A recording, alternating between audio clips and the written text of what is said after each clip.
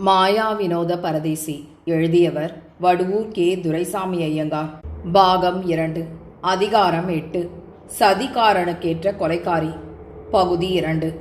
மாசிலாமணி சிறிது நேரம் சிந்தனை செய்து, இந்த மன்னார்குடியாருக்கு இன்றைய தினம் மரியாதை நடத்தினால் நேரு எண்ணுகிறபடி பட்டாபிராம பிள்ளை தம்முடைய பெண்ணை இவர்களுடைய வீட்டில் கட்டி கொடுக்க மாட்டார் என்பது நிச்சயமே. அப்படி நடக்கும்படி நாம் விடக்கூடாது. ஏனென்றால் அதனால் பட்டாபிராம பிள்ளை எவ்வித தண்டனையும் இல்லாமல் தப்பி போகும்படி நாம் விட்டுவிடுவது போல முடியும். அவர் தம்முடைய பெண்ணை கந்தசாமிக்கே கட்டி கொடுப்பதற்கு உறுதியாக அவர்கள் நிச்சயதார்த்தத்தை நடத்த வேண்டும்.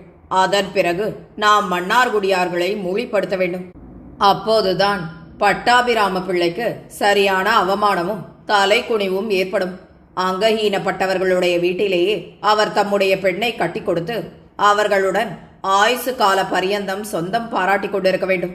அதைவிட அதிகமான தண்டனை வேறு எதையும் நாம் பட்டாபிராம பிள்ளைக்கு செய்ய வேண்டியதில்லை என்று நினைக்கிறேன் என்றான். அதை கேட்ட சேர்வைக்காரன், உண்மைதான், தங்களுடைய பிரியப்படியே நடந்து விடுகிறேன். அப்படியானால் இந்த மன்னார்குடியார் சென்னப்பட்டணத்திலிருந்து திரும்பி வந்த பிறகுதானே நாம் அதை நிறைவேற்ற வேண்டும். அவர்கள் திரும்பி ஊருக்கு வர 5-6 தினங்களாவது பிடிக்குமே என்று கேட்டான். அதற்கு மாசிலாமணி, அவர்கள் மன்னார்குடிக்கு திரும்பி வந்த பிறகு நாம் அவர்களை மானபங்கப்படுத்துவது அவ்வளவாக சோபிக்காது. நிச்சயதார்த்தம் வெள்ளிக்கிழமை பகலிலோ அல்லது மாலையிலோ நடக்கும். அன்றைய தினம் இரவிலேயே நாம் இந்த மன்னார்குடியார்களையெல்லாம் அங்கஹீனப்படுத்தி விட வேண்டும். சம்பந்தியின் ஊரிலேயே எல்லா ஜனங்களுக்கும் மத்தியில் அவர்கள் மானபங்கப்பட்டால் அதை அவர்கள் சகிக்க மாட்டாமல் உயிரை விட்டாலும் விட்டுவிடுவார்கள். தம்முடைய பெண்ணை கட்ட வந்திருக்கும் சம்பந்திகள் மானபங்கம் அடைந்தார்கள் என்பதை பட்டாபிராம பிள்ளை நேரிலேயே கண்டு அந்த சுகத்தை அனுபவிக்க வேண்டும். அதுதான் சரியான காரியம் என்றான். அதற்கு சேர்வைக்காரன், அப்படியானால் நாங்கள் எல்லோரும் சென்னப்பட்டணத்திற்கு போயிருந்து வெள்ளிக்கிழமை இரவில் இதை நடத்த வேண்டும் என்றான். உடனே மாசிலாமணி, ஆம், அப்படித்தான் செய்ய வேண்டும் என்றான். சேர்வைக்காரன் சிறிது நேரம் யோசனை செய்து, இவர்கள் போய் கோமளேஸ்வரன் பேட்டையில் கந்தசாமி இருக்கும் வீட்டில் அல்லவா தங்கப் போவதாக கேள்வியுற்றோம். இவர்கள் சுமார் 50 பேர் சேர்ந்து போகப் போகிறதாகவும் நம்முடைய ஆள் சொன்னான் அல்லவா. அத்தனை பேரும் அன்றைய தினம் இரவில் அந்த வீட்டிலேதான் படுத்திருப்பார்கள். அவ்வளவு பெரிய ஜனகும்பலில் நாம் நம்முடைய கோரிக்கையை நிறைவேற்றுவது என்றால் அது சுலபத்தில் முடியுமா? அதுவும் அன்றி நான் கண்ணப்பா, கந்தசாமி, வேலாயுத பிள்ளை ஆகிய 3 பேரையும் தான் பார்த்திருக்கிறேன். வடிவாம்பாளையும் வேலாயுதம் பிள்ளையின் சம்சாரத்தையும் நான் பார்த்ததே இல்லை. என்னுடைய ஆட்கள் கண்ணப்பா முதலிய ஆண் பிள்ளைகளை கூட பார்த்தவர்கள் அன்று. ஆகையால் அவ்வளவு பெரிய ஜனகும்பலில் இரவில் போய் நாம் உத்தேசிக்கும் மனிதர்களுடைய அடையாளத்தை எப்படி கண்டுபிடித்து வேலையை முடிக்கப் போகிறோம்? அதுதான் எனக்கு நிரம்பவும் மலைப்பாக இருக்கிறது என்றான். உடனே மாசிலாமணி, என்ன சேர்வைக்காரரே, எதற்கும் அஞ்சாமல் யோசனை சொல்லக்கூடிய மகா தீரரான நீர் கூட மறைப்பதென்றால் அது எனக்கு நிரம்பவும் வெட்கமாக இருக்கிறது. இதோ நம்முடைய ரமாமணி இருக்கிறாளே, அவள் எப்பேற்பட்ட அரிய காரியத்தை முடித்தாள் என்பதை மறந்து போய்விட்டீரோ? அவள் ஒருத்தியே போய் இந்த காரியத்தை முடித்து கொண்டு வருவாளே. போகட்டும், உங்களுக்கு அவர்களுடைய அடையாளம் தெரியாதென்று சொல்கிறேன். அது ஒப்புக்கொள்ளக்கூடிய ஆட்சேபனை. நீர் ஒரு காரியம் செய்யும். நான் நம்முடைய ரமாமணியையும் உம்மோடு பட்டணத்திற்கு அனுப்புகிறேன். அவள் வடிவாம்பாள் முதலிய எல்லோரையும் பார்த்திருக்கிறாள். மன்னார்குடி வேலாயுதம் பிள்ளை வீட்டாருடைய அடையாளம் எல்லாம் அவளுக்கு நன்றாக தெரியும். ஆனால் இவள் இன்னாள் என்பது அவர்களுக்கு தெரியாது. ஆகையால் இவள் பெரிய மனிதர் வீட்டு பெண் போல தன்னை நன்றாக அலங்கரித்துக் கொண்டு வெள்ளிக்கிழமை அன்று கல்யாண கும்பலில் நுழைந்து கொள்ளட்டும். பிள்ளை வீட்டார் இவள் பெண் வீட்டை சேர்ந்தவள் என்று நினைத்துக் கொள்வார்கள். பெண் வீட்டார் இவள் பிள்ளை வீட்டை சேர்ந்தவள் என்று நினைத்துக் கொள்வார்கள். ஆகையால் இவளை நீ யார் என்று யாரும் கேட்கப் போகிறதில்லை. இவள் நன்றாக பாட்டு பாடுவாள் என்பது உமக்கு தெரியுமே. ஆகையால் பெண்ணுக்கு நலங்கு முதலிய காரியங்கள் நடக்கும்போது இவள் நுழைந்து கொண்டு பாட்டு பாடி எல்லா காரியங்களையும் முனைந்து செய்து வடிவாம்பாளோடு பழக்கம் செய்து கொள்ளும்படி செய்கிறேன். இவள் மகா தந்திரி. ஆகையால் எவரும் தன்மேல் சந்தேகப்படாதபடி காரியங்களை நடத்தி எல்லோருடைய பிரியத்தையும் ஒரு நொடியில் சம்பாதித்துக் கொள்வாள். இவள் வெள்ளிக்கிழமை இரவில் வேலாயுதம் பிள்ளை வீட்டில் இருக்கும் பெண் பிள்ளைகளோடு கூடவே இருக்கும்படி செய்கிறேன். இரவில் எல்லோரும் தூங்கிய பிறகு நடு இரவில் இவள் மெதுவாக எழுந்து வந்து வாசற் கதவின் உள் தாழ்பாளை திறந்து விடுவாள். அப்போது நீங்கள் சுமார் 10 பேர் தயாராக இருந்து இவளோடு கூடவே உள்ளே போங்கள். நாம் உத்தேசிக்கும் 5 பேரையும் இவள் காட்டிக்கொண்டே போவாள். ஒவ்வொருவருக்கும் பக்கத்தில் 2 ஆட்கள் நின்ற பிறகு எல்லா ஆட்களும் ஒரே காலத்தில் ஆரம்பித்து பொறித்தட்டும் நேரத்திற்குள் 5 பேரையும் மூளிப்படுத்திவிட வேண்டும். உடனே எல்லோரும் கூச்சலிட்டு கொண்டு தாறுமாறாக எழுந்திருப்பார்கள். அப்போது அவ்விடத்தில் பெரிய குழப்பம் ஏற்படும். அந்த சமயத்தில் நீங்கள் எல்லோரும் தப்பித்து வெளியில் வந்து விடுங்கள். நம்முடைய ரமாமணியும் அதன் பிறகு அந்த அமர்க்களத்தில் எப்படியாவது நழுவி வந்து விடட்டும். நீங்கள் துணிந்து இந்த காரியத்தை முடித்துவிட்டால் அதுவே போதுமானது. இந்த மானக்கேட்டை போல இந்த உலகத்தில் வேறு யாருக்கும் எந்த காலத்திலும் நேர்ந்திருக்கவே இருக்காது. அதனால் நமக்கு ஏற்படும் ஆனந்தத்திற்கு ஈடு இந்த உலகத்தில் இருக்கும் என்று நினைக்கவில்லை. தேவரே, என்ன சொல்கிறீர்? இதை முடிக்க உம்மால் ஆகுமா? என்ன பலமாக யோசிக்கிறீரே? இதை நடத்த பயமாக இருக்கிறதா என்றான். அதற்கு இடும்பன் சேர்வைக்காரன், என்ன எஜமானே, என்னை பார்த்து இப்படி சொல்கிறீர்களே? நானா பயப்படுகிறவன்? பயம் என்பது என்னை கண்டே பயப்பட வேண்டுமன்றி நான் எப்பேற்பட்ட சந்தர்ப்பத்திலும் பயப்படக்கூடியவனே அன்று என்று தங்களுக்கு தெரிந்திருந்தும் தாங்கள் இப்படி பேசுவது சரியல்ல. என் உயிர் போவதானாலும் எனக்கு சர்க்கார் தண்டனை கிடைப்பதானாலும் நான் அதற்கெல்லாம் கொஞ்சமும் அஞ்சுகிறவனல்ல. என்னுடைய உயிரை நான் திறன மாத்திரம் மதிக்கவில்லை. என்னுடைய ஆட்கள் என்னை விட 10 மடங்கு அதிக தைரியசாலிகள். ஆகையால் நான் எங்களை பற்றி கொஞ்சமும் கவலையாவது அச்சமாவது கொள்ளுகிறவர்களே அல்ல. இதை தாங்கள் உறுதியாக மனசில் வைத்துக் கொள்ளுங்கள். தாங்கள் இப்போது சொன்ன யோசனைப்படி நாங்கள் நடந்து கொள்ள தடையில்லை. அப்படி செய்வது மாத்திரம் போதாது. நாங்கள் அத்தனை பேரும் ஏராளமான பண செலவு செய்து கொண்டு போய் முன்னொரு தடவை பட்ட பாடெல்லாம் வீணாய் போனது போல இந்த தடவையிலும் காரியம் கெடக்கூடாது. நாம் ஒரு காரியத்தில் இறங்கினால் அது தவறாமல் நிச்சயமாக முடிய வேண்டும். அதற்கு தக்கபடி நாம் சகலமான விஷயங்களையும் தீர்க்க ஆலோசனை செய்து முன்னெச்சரிக்கையான ஏற்பாடுகளோடு போக வேண்டும். அப்படி போனால்தான் காரியம் நிச்சயமாக கைகூடும். நம்முடைய எத்தனங்களையும் மீறி தற்செயலாக காரியம் கெட்டுப்போகும் பட்சத்தில் அதற்கு நாம் உத்தரவாதி அல்ல. நாம் செய்யும் யோசனைகள் எல்லாம் ஆணித்தரமான யோசனைகளாக இருக்க வேண்டும் என்றான். அதை கேட்ட மாசிலாமணி, எப்போது நான் சொன்ன யோசனையில் ஏதாவது ஆட்சேபனைக்கு இடம் இருக்கிறதா என்று கேட்டான். அதற்கு சேர்வைக்காரன், அதிகமாக ஒன்றுமில்லை.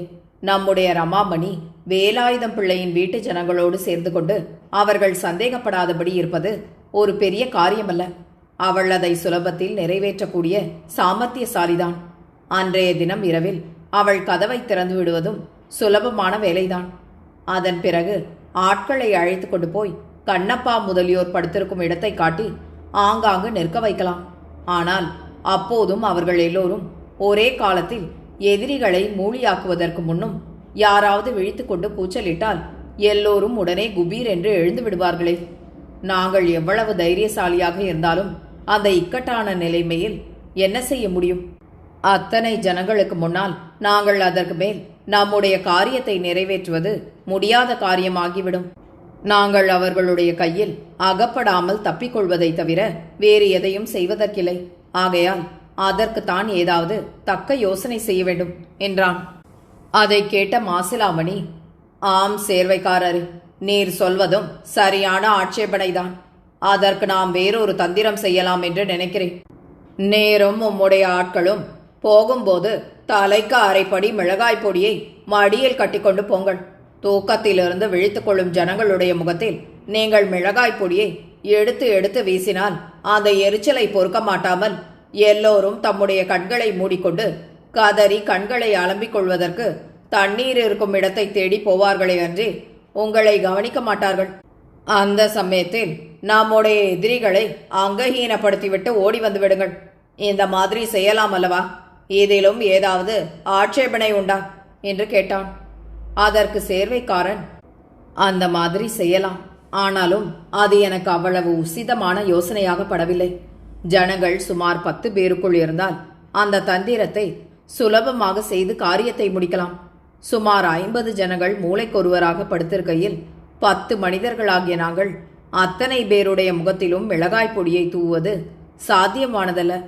நாங்கள் 20-30 பேருக்கு தூவுவதற்குள் மற்றவர் எங்களுக்கு பின்புறமாக வந்து வளைத்துக் கொள்வார்கள், அல்லது வெளியில் ஓடிப்போய் கூச்சலிட்டு ஏராளமான ஜனங்களை திரட்டி கொண்டு வருவார்கள். ஆகையால் இந்த யோசனை இருக்கட்டும். எனக்கு இன்னொரு நல்ல யோசனை தோன்றுகிறது. அப்படி செய்யலாம். ஆனால் அதை நம்முடைய ரமாமணிதான் துணிந்து செய்ய வேண்டும். அபினி என்று ஒரு லாகரி வஸ்து இருக்கிறதென்று நீங்கள் கேள்வியுற்றிருக்கலாம். அந்த வஸ்துவில் ஒரு மிளகு பிரமாணம் ஒருவன் சாப்பிட்டால் அவன் பல நாட்கள் வரையில் மயங்கி கிடப்பான். அந்த அபினியை கொண்டு போய் ஜெர்மன் தேசத்தார் என்ன செய்கிறார்கள் தெரியுமா? அதோடு இன்னும் பல சாமான்களை சேர்த்து திராவகமாக இறக்கி விற்பனைக்கு அனுப்பி கொண்டு வருகிறார்கள். அந்த ரசம் பார்ப்பதற்கு பளிங்கு போல எவ்வித நிறமும் இல்லாமல் நுட்பமாகவும் பளபளப்பாகவும் தெளிவாகவும் இருக்கிறது. அந்த திராவகத்தில் ஒரு துளி மனிதனுடைய உடம்பிற்குள் சென்றால், ஒரு கொட்டைப்பாக்குள்ள அபினியை தின்றால் எவ்வளவு கடுமையான போதையும் மயக்கமும் உண்டாகுமோ அதைவிட பன்மடங்கு அதிக போதையும் மயக்கமும் உண்டாகும். அந்த திராவகத்திற்கு எவ்வித மனமாவது ருசியாவது கிடையாது. அதை நாம் வேறு எந்த வஸ்துவோடு கலந்தாலும் அதை கலந்த குறியே தெரியாது. ஆனால் அந்த திராவகம் தங்கத்தை விட அதிக விலையுள்ளது. அதில் நாம் 1/4 அவுன்ஸ் வாங்கிக் கொள்வோம். அதன் விலை 50 ரூபாய் இருக்கலாம். இருந்தாலும் பரவாயில்லை, அதை வாங்கிக் கொள்வோம். அதை நம்முடைய ரமாமணி தன்னுடைய இடுப்பில் பத்திரமாக சொருகி வைத்துக் கொண்டே இருக்க வேண்டும். வெள்ளிக்கிழமை இரவில் எல்லா ஜனங்களுக்கும் வேலாயுதம் பிள்ளை இறங்கியிருக்கும் ஜாகையிலாவது அல்லது பட்டாபிராம பிள்ளையின் வீட்டிலாவது போஜனம் தயாராகும்.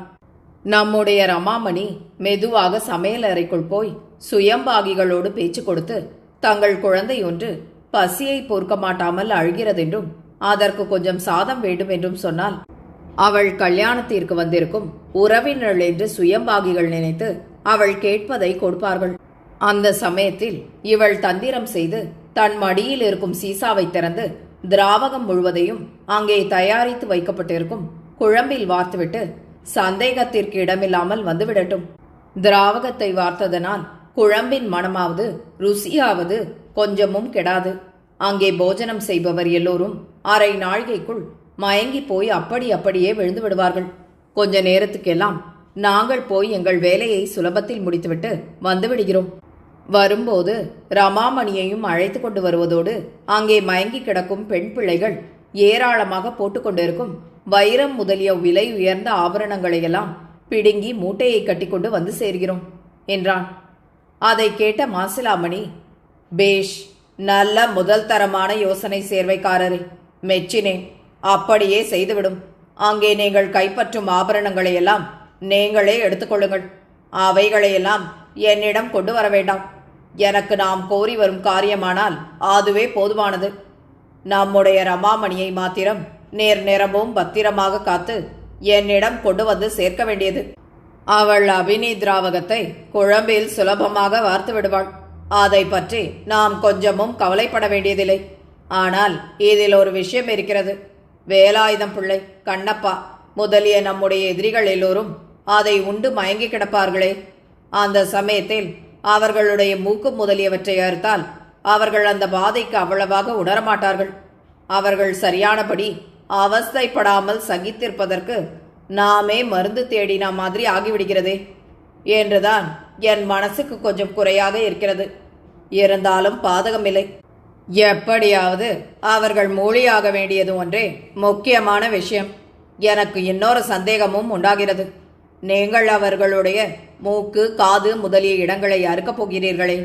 தங்களுடைய போதையில் அவர்கள் அறுக்கப்பட்ட பிறகு எவ்வித சிகிச்சையும் இல்லாமல் அப்படியே மயங்கி கிடந்தால் உடம்பில் உள்ள இரத்தம் எல்லாம் வெளிப்பட்டு போவதனால் அவர்களுடைய உயிருக்கு அபாயம் நேர்ந்து விடுமோ என்னமோ என்றான். அதற்கு சேர்வைக்காரன், நன்றாயிருக்கிறது. அபினி திராவகத்தின் மயக்கம் குளோரோஃபார்ம் முதலியவைகளின் மயக்கத்தைப் போல அவ்வளவு பிரமாதமாக இருக்காது. நாம் மூக்கு, காது முதலியவற்றை அறுத்த உடனே மயக்கம் எல்லாம் இருந்த இடம் தெரியாமல் பறந்து போம். உடனே அவர்கள் மயக்கம் தெளிந்தவர்களாய் துள்ளி குதித்து அவஸ்தைப்பட்டு இரத்தம் வெளிப்படுவதை நிறுத்துவதற்கு தக்க முயற்சி எடுத்துக்கொள்வார்கள். ஆகையால் அவர்களுடைய பிராணன் போய்விடுமோ என்ற பயமே வேண்டியதில்லை என்றான். அதை கேட்ட மாசிலாமணி, சரி, உங்களை யாரும் பிடித்து கொள்ளாதபடி நீங்கள் இந்த தந்திரத்தை செய்தால் பிறகு அவர்கள் பிழைத்து கொண்டாலும் சரி, இறந்து போனாலும் சரி, அதை பற்றி நமக்கு அக்கறை இல்லை.